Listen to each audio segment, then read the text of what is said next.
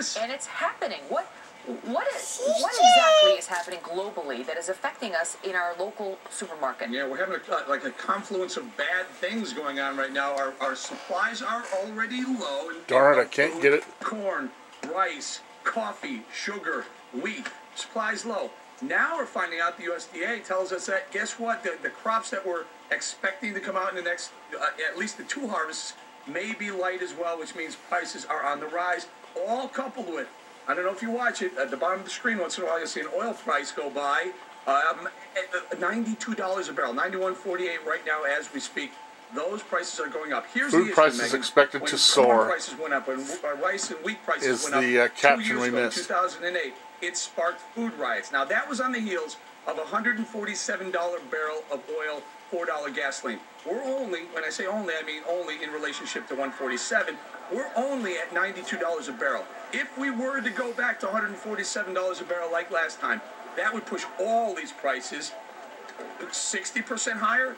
That's a big problem because these prices are high right now on the wholesale level. They're making their way to the supermarket. Go to the supermarket. And the thing is, they're not only talking about higher prices, which is a big enough concern, but they're also talking. The World Economic Forum apparently warning that a rising global population, greater prosperity, are putting unsustainable pressure on resources. And they say, Eric, we could be looking at the specter of shortages, which could lead to social, political instability, geopolitical conflict, and irreparable environmental damage. I mean, this is something that could affect us on many levels. Not could, will affect us. You see this, I'm holding up rice right here because in 2008, when oil went to $147 a barrel, rice prices spiked to $25 per 100 metric tons. They're right now around 20. If we were to see that again last time, the food riots that you saw on the side of the screen a little while ago would pale in comparison this time because people aren't as well off. The last time this happened was on the heels of a very robust world economy. We're not there right now.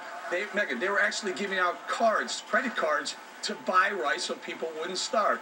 It's a bad situation, getting worse, and if the globe does grow, like you mentioned, it's only going to push prices substantially And now they're also talking about this flooding in Australia, where there's apparently a lot of cattle ranches that have been affected by the flooding. Right. And so now importers here in the United States that rely on that meat to fill orders for restaurants and so on are saying they're going to have to look elsewhere, and that may cause some problems because, you know, there's been some problems with importing meat from other places like South America. So now Americans could be affected in more ways than they know. Let me show you how these things work.